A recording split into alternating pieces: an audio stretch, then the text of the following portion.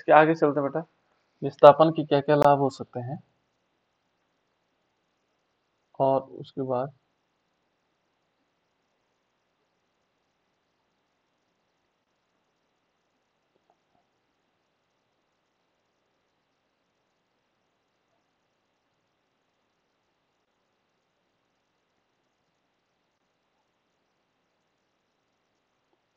ये निस्तापन के लाभ बता रहा था आपको, है ना, कि निस्तापन के क्या क्या लाभ हो सकते हैं। तो निस्तापन के क्या क्या लाभ होंगे, ये हमने पढ़ भी लिया था कि निस्तापन क्या क्या चीजें कर सकता है, क्या क्या लाभ होते हैं इसके।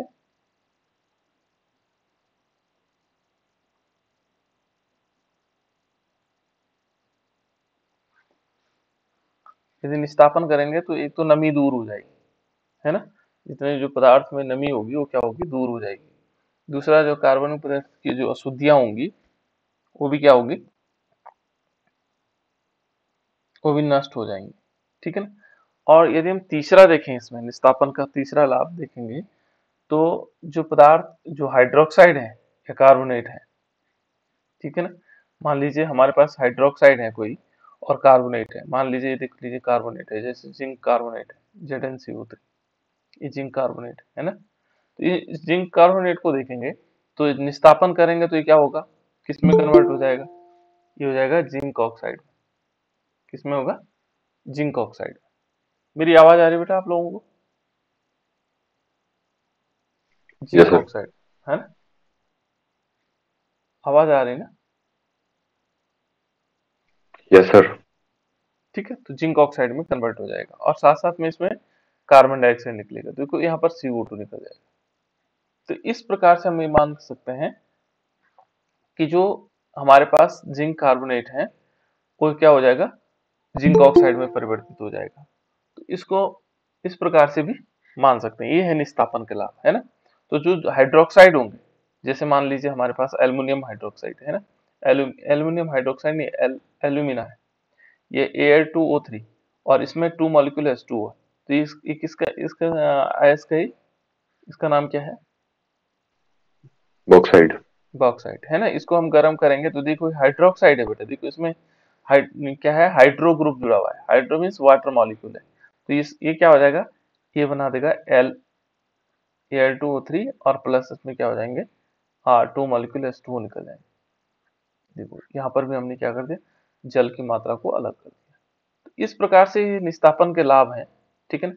या कोई और हाइड्रोक्साइड हो सकते हैं, तो इस प्रकार से वो चेंजेस किए जा सकते हैं। तो निस्तापन में क्या हुआ, निस्तापन से सबसे बड़ी विशेषताएं हैं कि वो किस में कन्वर्ट हो जाते हैं, ऑक्साइड में कन्वर्ट हो जाते हैं, ठीक है ना, सारे के सारे ऑक्साइड में कन्वर्ट हो सकते हैं। जैसे मान लीजिए हमने कैल्शियम लिया, ये देखो कैल्शियम कार्बोनेट है, ये कार्बोनेट को हमने किस में किया, इसका निस्तापन करवाया, निस्तापन का मतलब गर्म किया इसको, तो ये कैल्शियम ऑक्साइड में कन्वर्ट हो गया और कार्बन डाइऑक्साइड इसमें से निकल गया, ठीक है। जैसे जिंक कार्बोनेट है, देखो कार्बोनेट को, जितने भी कार्बोनेट है उनको गर्म करेंगे तो ये क्या होगा, ऑक्साइड में कन्वर्ट हो जाएंगे, जिंक ऑक्साइड, और साथ साथ में क्या हो जाएगा, कार्बन डाइऑक्साइड निकल जाएगा। ये कैलामाइन है, कल भी बताया था कैलामाइन है ना। नेक्स्ट यदि देखेंगे और भी हो सकते हैं, मेलाकाइट्स हो सकते हैं, ठीक है ना। मेलाकाइट्स किस प्रकार से आ सकता है ना। तो हमारे पास ये है, जैसे मेलाकाइट का फॉर्मूला मालूम है आप लोगों को किसी को, CuCa3 सर डॉट CuOH की whole twice. CuO3 whole twice, ठीक है ना।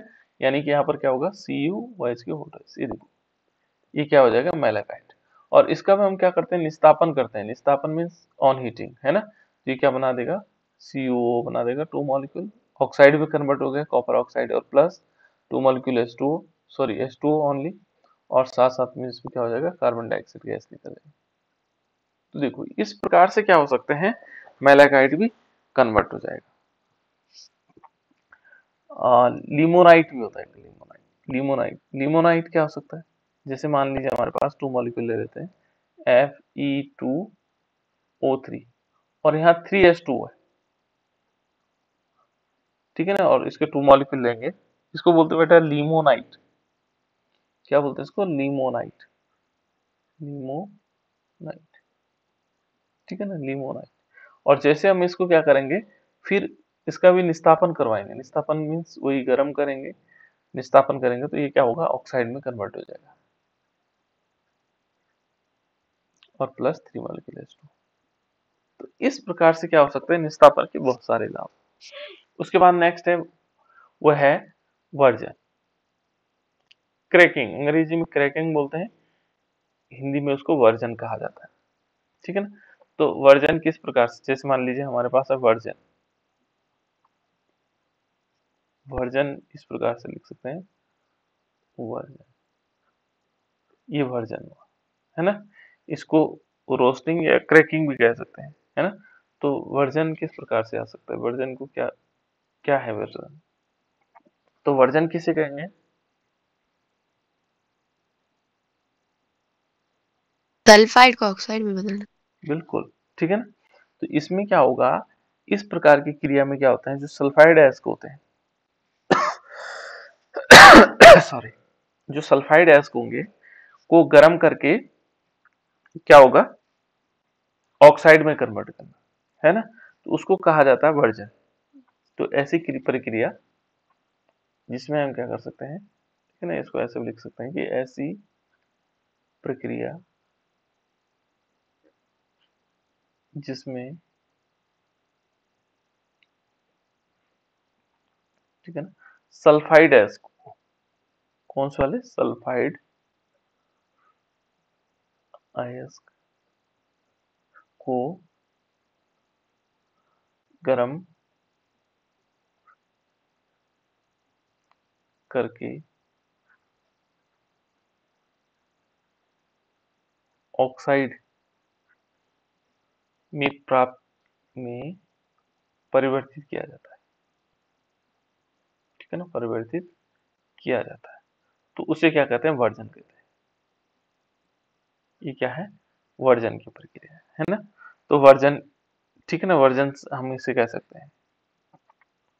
इसमें जितने भी हमारे पास जो सल्फाइड अयस्क होंगे उसके गलनांक से हम क्या करेंगे, कम ताप पर और वायु की उपस्थिति में परावर्तनीय भट्टी में इसको गर्म करते हैं, ठीक है ना। यहाँ पर क्या होगा, दो चीजें होंगी, एक तो उसके गलनांक से कम, जैसे मान लीजिए हमने क्या किया कि कोई आयरन लिया, ठीक है ना, और आयरन सल्फाइड लिया, जिंक सल्फाइड लिया, सॉरी ZnS, यह से हम जानते हैं अच्छी तरह, ठीक है ना, जिंक सल्फाइड को लिया, लेकिन जो इसका गलनांक है इससे कम ताप पर हम इससे क्या लेंगे, इसके कम ताप, यानी कि जो गलनांक, मान लीजिए इसका जो भी गलनांक होगा उस गलनांक से हमें क्या करना है, कम ताप लेना है इसका, ठीक है ना।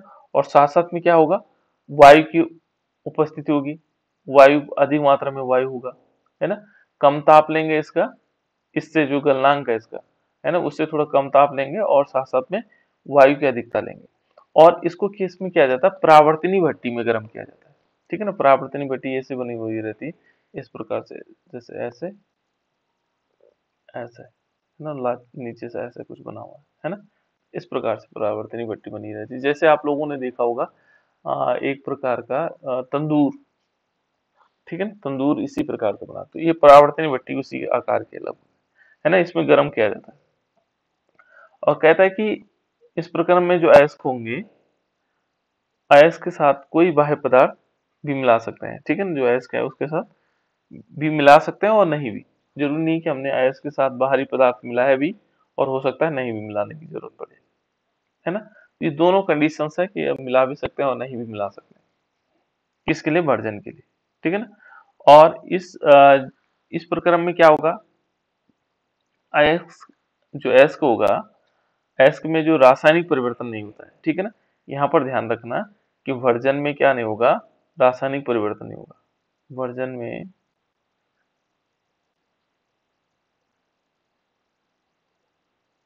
अयस्क का रासायनिक परिवर्तन नहीं होता है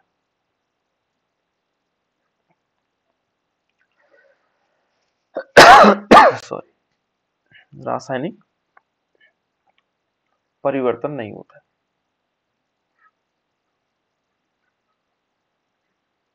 इसमें रासायनिक परिवर्तन नहीं होता है, ठीक है ना। यानी कि इसमें क्या होगा, उसमें रासायनिक चीजों में कोई परिवर्तन नहीं आएगा, ये वर्जन की क्रिया है, ठीक है ना। अब इसके लाभ क्या हो सकते हैं, वर्जन के लाभ क्या क्या लाभ हो सकते हैं वर्जन के। तो वर्जन क्या होगा, एक तो होगा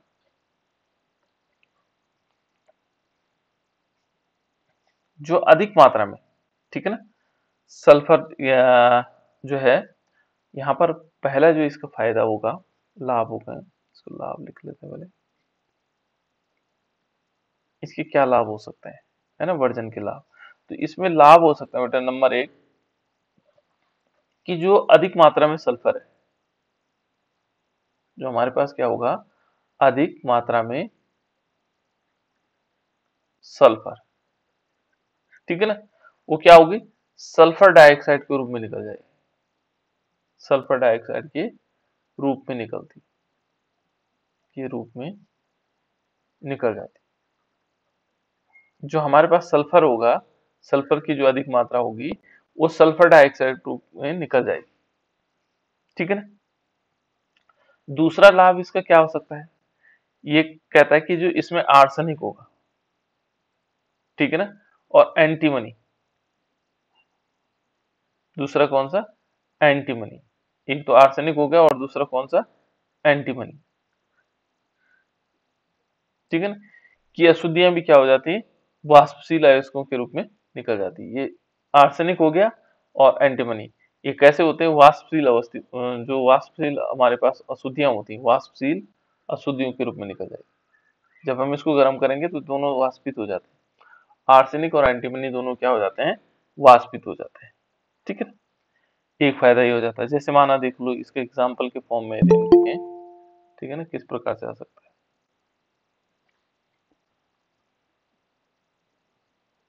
यहाँ पर देखें तो इसमें किस टाइप से हो सकता है, ये हमारे पास आर्सेनिक है, आर्सेनिक का जो फॉर्मूला होता है AS4 के फॉर्म में होता है, AS4।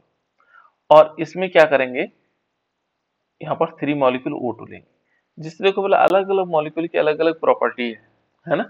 देखो यहाँ ये O2 के फॉर्म में रहता है, ये AS4 के रूप में रहता है ना।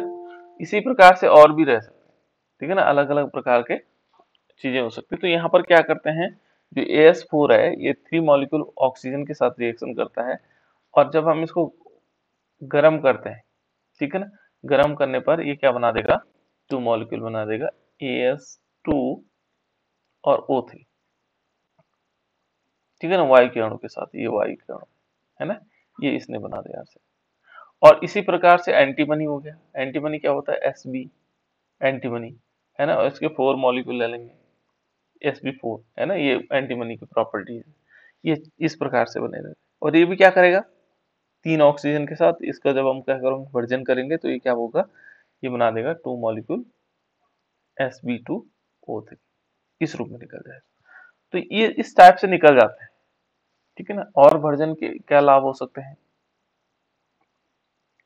वर्जन के जो नेक्स्ट लाभ है, ये है जो धातु सल्फाइड है, क्या होंगे, धातु सल्फाइड, ठीक है ना। ये कहते हैं जो धातु सल्फाइड है, धातु ऑक्साइड, जो धातु सल्फाइड है का धातु ऑक्साइड, धातु सल्फाइड का धातु ऑक्साइड में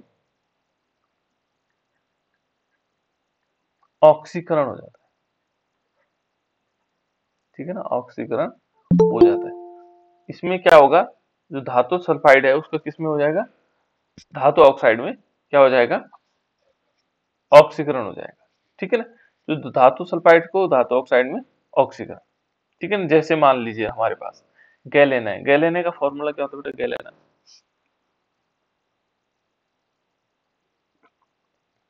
गैलेना का फॉर्मूला मालूम है किसी को, शीशे का एस का, ये गैलेना, पीबीएस। पीबीएस। बिल्कुल, है ना। देखो PbS ये है गैलेना, है ना, इसको हम 2 मॉलिक्यूल लेंगे, ये गैलेना है, और इस पर हम क्या करेंगे, 3 मॉलिक्यूल ऑक्सीजन लेंगे, और इसका जब हम वर्जन करवाएंगे तो वर्जन करने से क्या हो जाएगा, देखो सल्फाइड है, ये किस में हो जाएगा कन्वर्ट, ऑक्साइड में, यानी कि 2 मॉलिक्यूल PbO बना देगा, ठीक है ना, प्लस साथ साथ में सल्फर डाइऑक्साइड गैस निकल गई, है ना, ये गैलन है। फिर ऐसे जिंक ब्लाइंडी, जिंक ब्लाइंडी जानते हैं आप लोग?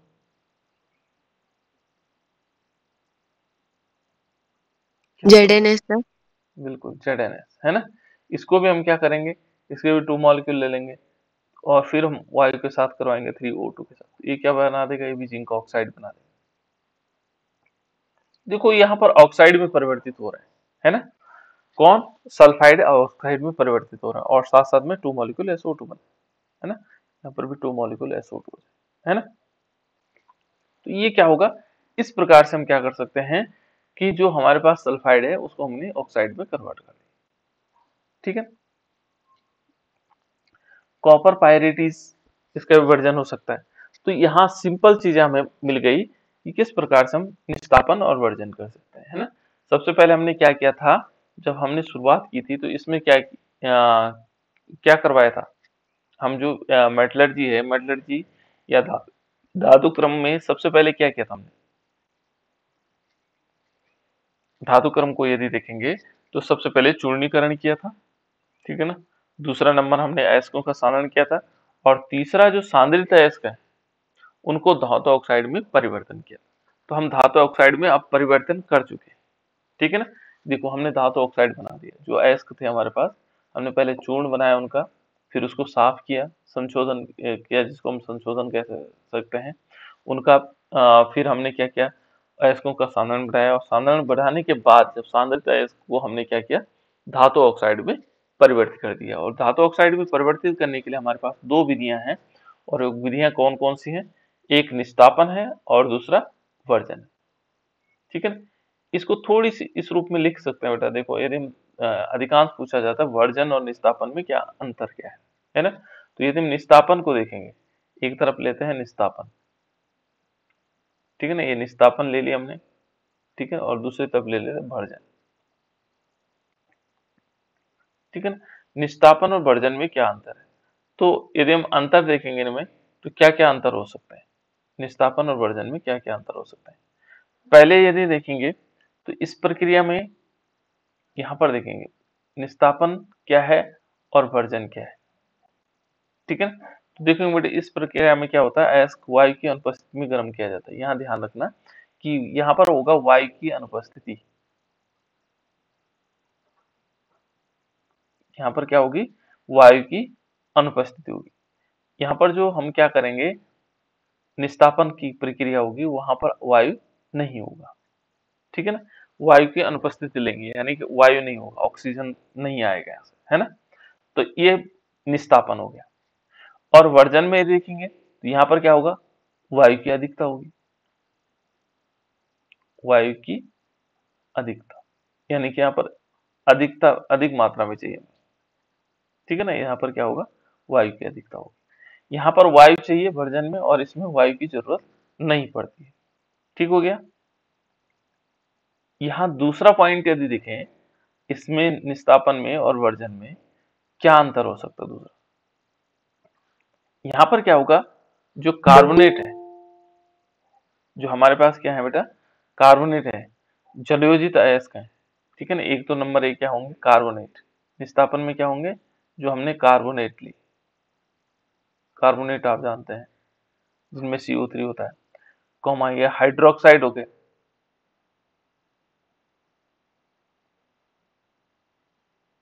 ये हाइड्रोक्साइड हो गया, है ना, और उनके ऑक्साइड हो गए, ठीक है ना। जैसे जो हमारे पास क्या होंगे, कार्बोनेट, जल योजित ऑक्साइड हो गया, एक जल योजित ऑक्साइड हो गया, जल योजित ऑक्साइड, जिनमें जल है, ऑक्साइड, जल योजित ऑक्साइड हो गया, और हाइड्रोक्साइड हो गया। इन तीनों को हम क्या करते हैं, एक तो कार्बोनेट हो गया, हाइड्रोक्साइड हो गए, और जल योजित हाइड्रोक्साइड हो गए, ठीक है ना, ऑक्साइड हो गए। उनको क्या कर सकते हैं, ऑक्साइड में परिवर्तित कर सकते हैं। इन सभी को क्या करेंगे, इन तीनों को हम क्या करेंगे, किसमें, ऑक्साइड में परिवर्तित कर सकते हैं।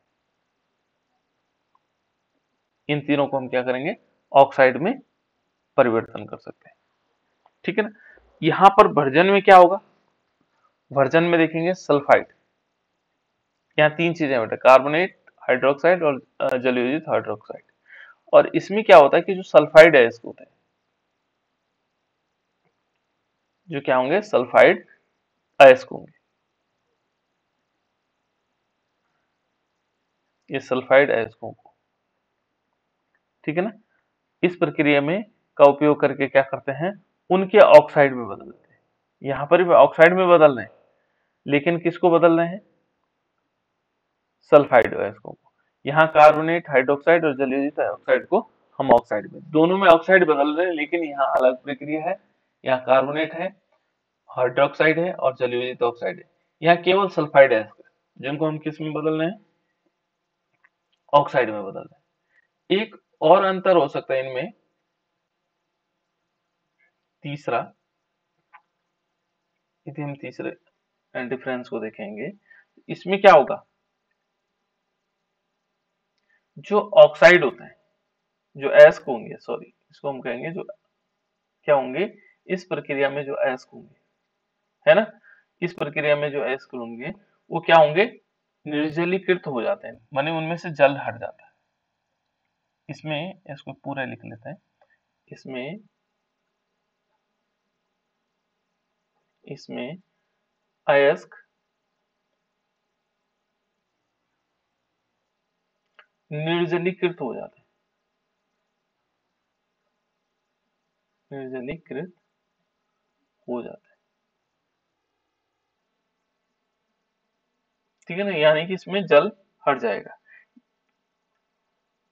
और दूसरा क्या हो सकता है, एक निर्जलीकृत हो जाते हैं, दूसरा क्या होगा, कार्बोनेट अयस्क अपघटित हो जाते हैं, और कार्बोनेट अयस्क क्या हो जाएंगे, अपघटित हो जाएंगे, कार्बोनेट अयस्क अपघटित हो जाते हैं, अपघटित हो जाते हैं, ठीक है ना। यहाँ पर यदि देखेंगे तो इसमें क्या होंगे, अयस्क, इस वाले में क्या होंगे, अयस्क क्या होंगे, अयस्क ऑक्सीकृत हो जाते हैं,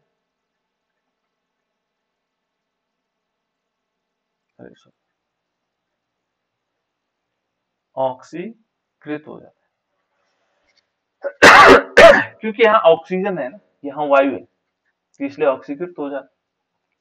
यहाँ इसमें क्या होगा, अयस्क एक तो निर्जलीकृत होते हैं, क्योंकि यहाँ पर वायु तो है नहीं, तो उसमें से जल हट जाएगा, और जो कार्बोनेट अयस्क है वो अपघटित हो जाते हैं, ठीक है ना। तो इसके अब एग्जाम्पल के फॉर्म में देखें, इसका एग्जाम्पल क्या हो सकता है, जैसे हमारे पास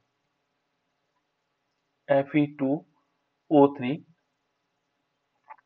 और 3H2O, अभी बताया था बेटा मैंने इसका नाम, Fe3 Fe2O3, इसके 2 मॉलिक्यूल लेंगे, क्या नाम है इसका,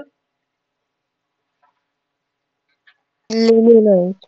हाँ, लिमोनाइट, ठीक है ना। इस लिमोनाइट को, तो लिमोनाइट को जैसे हम क्या करेंगे, इसको यहाँ पर यदि हम क्या करते हैं, इसका निस्तापन करते हैं, तो इसमें देखो, क्योंकि इसमें वायु तो आ नहीं पाएगा, ठीक है ना, तो आ नहीं पाएगा, तो देखो इसने क्या कर दिया, Fe2O3 बना दिया, ठीक है ना, 2 मॉलिक्यूल।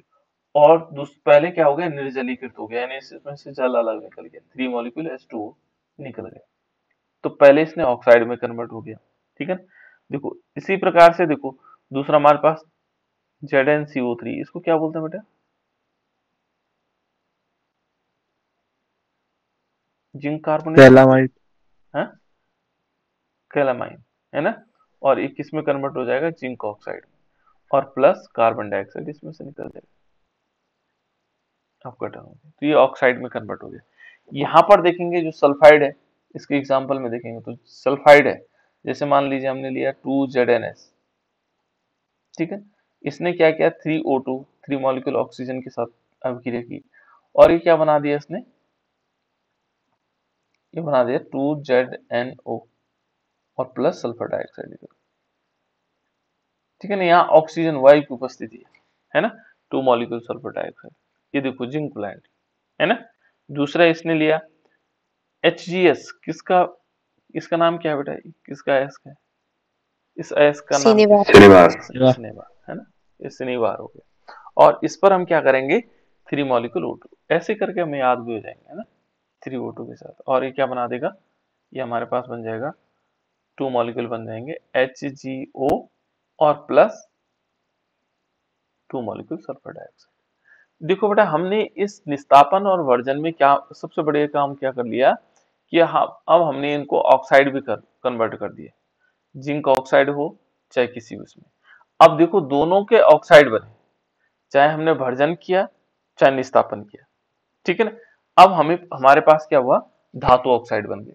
तो इसके आगे की प्रोसेस जो हमने क्या प्राप्त कर लिया, धातु ऑक्साइड। क्या प्राप्त किया ले, धातु ऑक्साइड हमने प्राप्त कर लिया।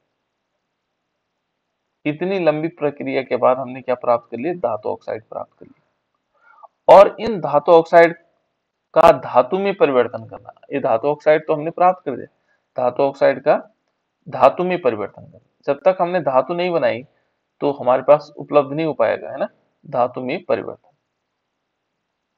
अब धातु बनाने से, ठीक है ना, धातु किस प्रकार से परिवर्तन आएगा,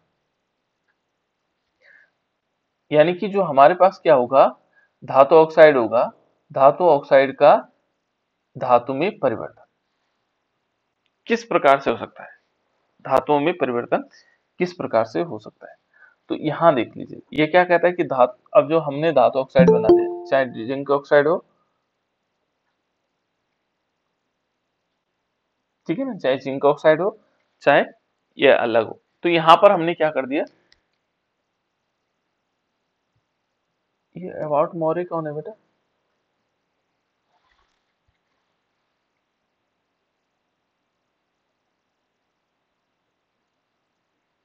अबाउट मोरे कौन है,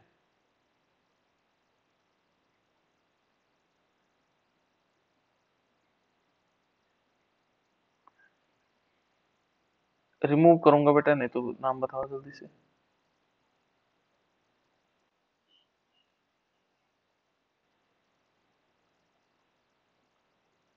ये कौन है,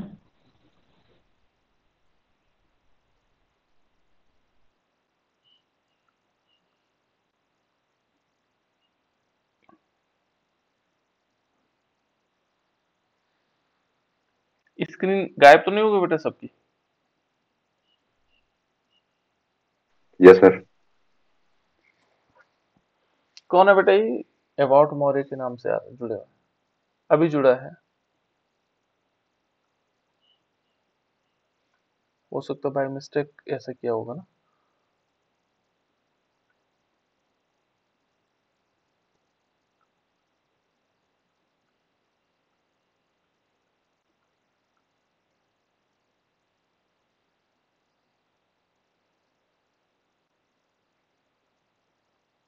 एक मिनट है,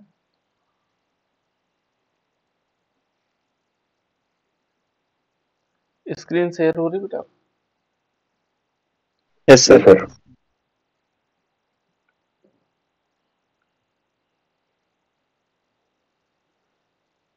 चलो हो सकता है कोई बच्चा जुड़ा हो उसको पता ना हो, नया नया बच्चा हो सकता है। चलो देखो, यहाँ पर हमारे पास क्या होगा कि हमने धातु ऑक्साइड लिया, अब सभी को दिखाई देने लगी ना। Yes sir. तो देखो ये धातु, अब हमने पहले धातु ऑक्साइड हमने प्राप्त कर लिया, इस धातु ऑक्साइड का धातु में परिवर्तन करना है, ठीक है ना। जो हमने धातु ऑक्साइड प्राप्त किया उसको धातु में किस प्रकार से परिवर्तित किया जा सकता है, ठीक है ना। तो यहाँ पर क्या होगा, इस विधि में हम क्या करेंगे, अलग अलग प्रोसेस को अपनाएंगे, ठीक है ना। जैसे देखो पहले है, यदि देखो इसमें हम क्या करेंगे कि किसी भी धातु, देखो है ना, यहाँ पर क्या होगा, जैसे मान लीजिए जैसे किसी धातु ऑक्साइड, ठीक है ना, धातु ऑक्साइड, किसी धातु ऑक्साइड का धातु में परिवर्तन, धातु में परिवर्तन, जो हमने क्या किया, धातु ऑक्साइड लिया, धातु में परिवर्तन, ये हो सकता है अपचयन, अपचयन की विभिन्न विधियों, ठीक है ना, कि विभिन्न विधियों से किया जाता है, विधियों से किया जाता है। तो देखो बेटा, हमने क्या करना है, अपचयन से हमें इस अपचयन द्वारा क्या किया जाएगा, इस विभिन्न विधियां, अपचयन की अलग अलग विधियां होंगी, ठीक है ना, कि जिसके द्वारा हम क्या करेंगे, अपचयन विधि के द्वारा हम क्या करेंगे, इस धातु में परिवर्तन कर देंगे, किसको, धातु ऑक्साइड को धातु में परिवर्तन, ठीक है ना। यहाँ रिडक्शन करना पड़ेगा, अलग अलग प्रकार का रिडक्शन होगा। तो पहले जो रिडक्शन होगा या अपचयन होगा वो अलग अलग प्रकार से होगा, है ना। तो अपचयन में क्या होता है बेटा, अपचयन में क्या होता है, किसी को मालूम है? इलेक्ट्रॉन ग्रहण करने से। इलेक्ट्रॉन ग्रहण इलेक्ट्रॉन किए, ग्रहण करके। ठीक है। ये तो हमारे पास परफेक्ट विधि है। और भी चीजें होती है अपचयन में, है ना। तो देखो, अपचयन में होता है हाइड्रोजन का जुड़ना भी होता है। क्या जुड़ता है बेटा, हाइड्रोजन जब जुड़ जाते हैं तो उसको भी अपचयन कहते हैं, है ना। अलग अलग प्रकार के मेथड्स होते हैं। चलो तो पहले देखते हैं वायु की उपस्थिति में अपचयन। देखो यहाँ पर क्या लेंगे हम, वायु की उपस्थिति में, की उपस्थिति में, वायु की उपस्थिति में गर्म करने, देखो गर्म करके अपचयन करना, अपचयन करना। अब हमने क्या करना है, वायु की उपस्थिति में पहले, जबकि ये क्या होगा, यहाँ पर जब वायु की उपस्थिति होगी तो उसके द्वारा भी हम क्या कर सकते हैं, इसको अपचयन कर सकते हैं, ठीक है ना। और इसमें किस प्रकार से होगा, देखो इसके लिए कुछ नियम है।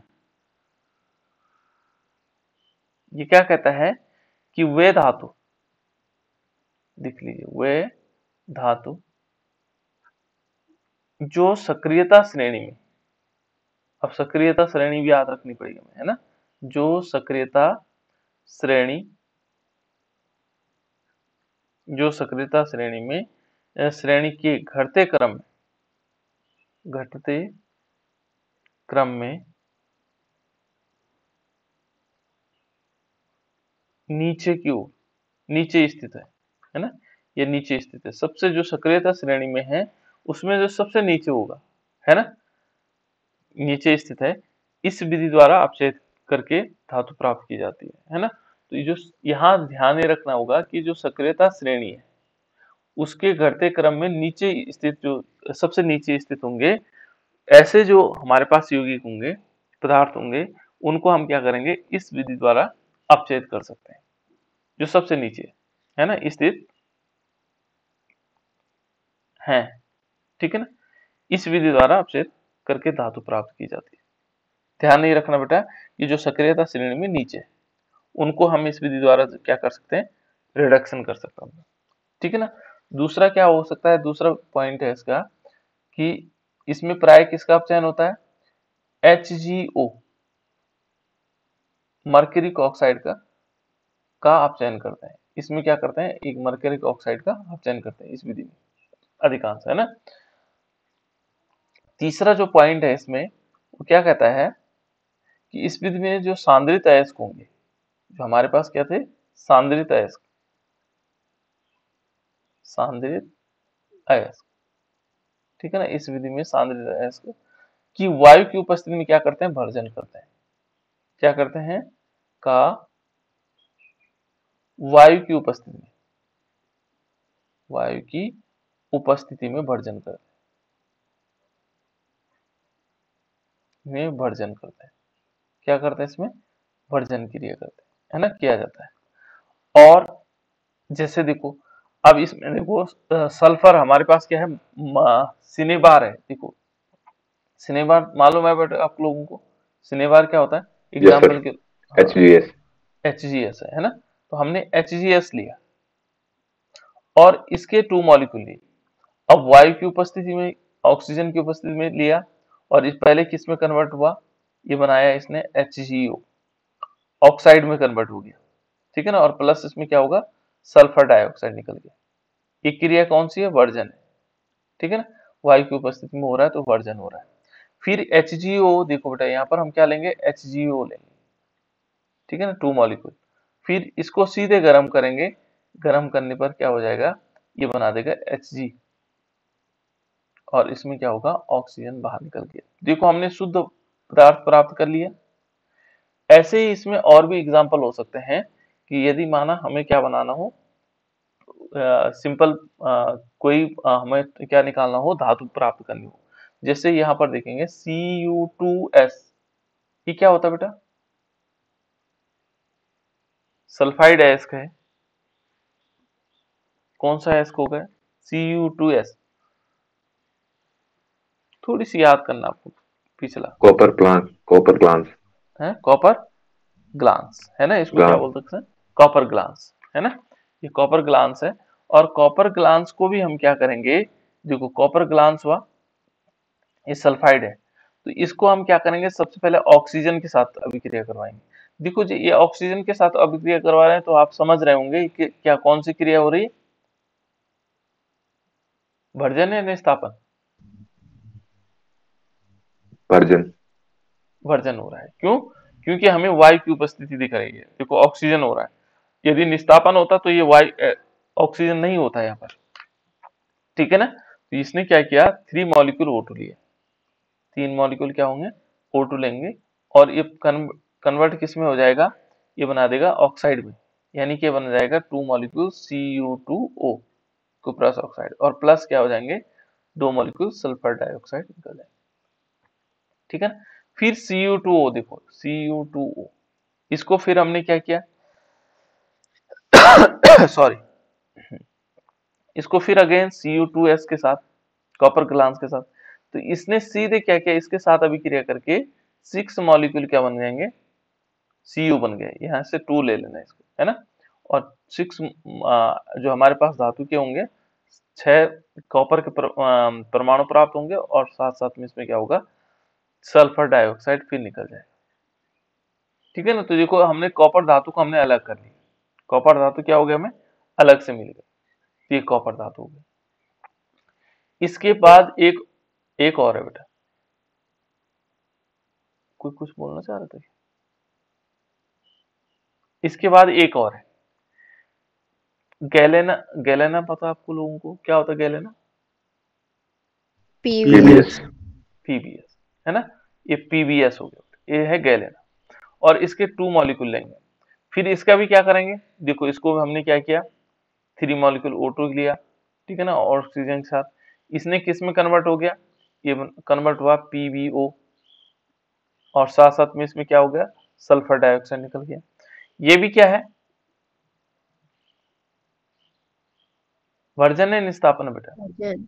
वर्जन है सर। वर्जन हाँ बिल्कुल, वर्जन माने हम वायु की उपस्थिति में अभिक्रिया कर रहे हैं, उपस्थिति जहां पर होगी वो वर्जन क्रिया हो जाएगी, है ना। निस्तापन कहाँ होगा, जहां वायु की अनुपस्थिति होगी, ऑक्सीजन नहीं होगा, ठीक है ना। तो ये देखो यहाँ पर क्या हुआ, ये लेड ऑक्साइड बना दिया इसने, और लेड ऑक्साइड देखो 2 मॉलिक्यूल क्या करेंगे, PbO ले लेंगे, और फिर इसने क्या किया, पीबीएस के साथ अगेन अभिक्रिया करेगा, पीबीएस के साथ, ठीक है ना।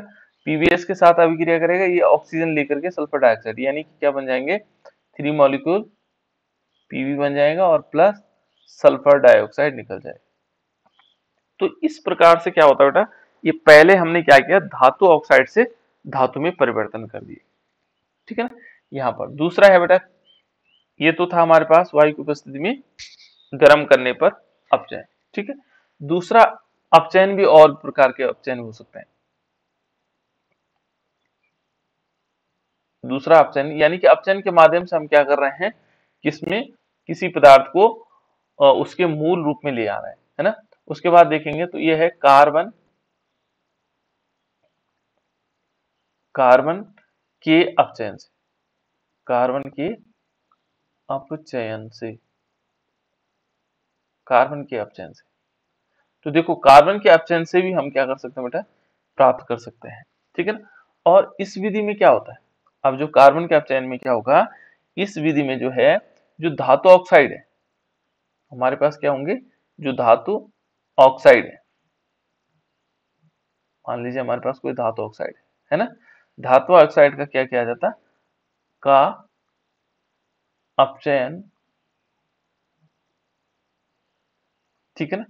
कोक कार्बन, कौन सा carbon, Coke carbon, Coke carbon, ठीक है ना। धातु ऑक्साइड का कोक कार्बन को अपचायक, को अपचायक, ये अपचायक है बेटा, कोक कार्बन है ना, अपचायक के रूप में प्रयोग करके,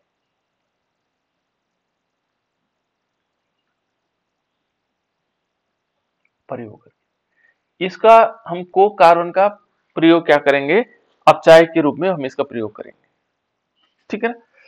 तो इससे भी हम क्या कर सकते हैं, कार्बन का अपचयन। देखो अब इस विधि में क्या होगा, ध्यान रखना आपको, इस विधि में हमारे पास किस किस का हमें क्या कर सकते हैं कि निष्कर्षण कर सकते हैं, कौन कौन से धातुओं का निष्कर्षण कर सकते हैं। इसमें कर सकते हैं बेटा जिंक, जिंक हो गया, कॉपर हो गया, Cu, कॉपर हो गया। उसके बाद यदि हम इसमें और आगे देखते हैं, कॉपर के बाद निकेल हो गया,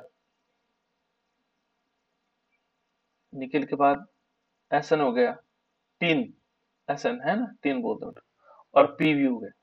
इनका हम क्या कर सकते हैं, इसमें इन धातुओं का हम निष्कर्षण कर सकते हैं, ठीक है। ये धातुएं हैं जिनको हम निष्कर्षण कर सकते हैं, ठीक है ना। अब देखो जैसे मान लीजिए इस विधि में सीधे हम क्या करेंगे, कार्बन कोक लेंगे, है ना, कोक कार्बन लेंगे। कोक कार्बन क्या होता है, कोयला वाला कार्बन, कोक क्या से हम कह सकते हैं कोयले वाला कार्बन, है ना। तो यहाँ किस प्रकार से हम कर सकते हैं, देखो सबसे पहले हम क्या करेंगे, जैसे हमने लिया जिंक ZnO, ये जिंक ऑक्साइड है, ये हमें प्राप्त हुआ था जिंक सल्फाइड से, ठीक है ना। तो देखो हमने क्या करना है, सीधे कार्बन लेना है, कार्बन के साथ हम इसको अभिक्रिया करवाएंगे और किस में कन्वर्ट हो जाएगा, जिंक में कन्वर्ट हो जाएगा, साथ साथ में कार्बन मोनोऑक्साइड निकल जाएगा। ऐसे PbO है, लेड ऑक्साइड, इसको कार्बन के साथ अभिक्रिया करवाएंगे, क्या बनेगा, Pb अलग हो जाएगा और कार्बन मोनोऑक्साइड गैस के रूप में निकल जाएगा, ठीक है ना। C और O दोनों बराबर होंगे बेटा, है ना, ये कार्बन मोनोऑक्साइड। यदि हम क्या करते हैं, सपोज हमने लिया CuO और इसको हमने फिर कार्बन के साथ करवाया तो क्या बन जाएगा, Cu बन जाएगा और प्लस CO, कार्बन मोनोऑक्साइड अलग हो जाएगा। तो इसी टाइप से हम क्या कर सकते हैं, सारे जैसे तीन ऑक्साइड है, देखो SnO2 और इसमें हमने कार्बन के साथ इसको गर्म किया तो कार्बन क्या करेगा, कार्बन डाइऑक्साइड के रूप में ले लेगा और ये टीन बन गया और इसने क्या किया, कार्बन डाइऑक्साइड गैस के रूप में निकाला। तो ये किसके साथ है, कार्बन को के साथ। तो इस प्रकार से भी हम क्या कर सकते हैं, इसको अलग किया जा सकता है। तो ये था बेटा अपचयन विधि द्वारा हमने क्या किया, जो धातु ऑक्साइड थे उससे हमने धातुओं को प्राप्त कर लिया, ठीक है।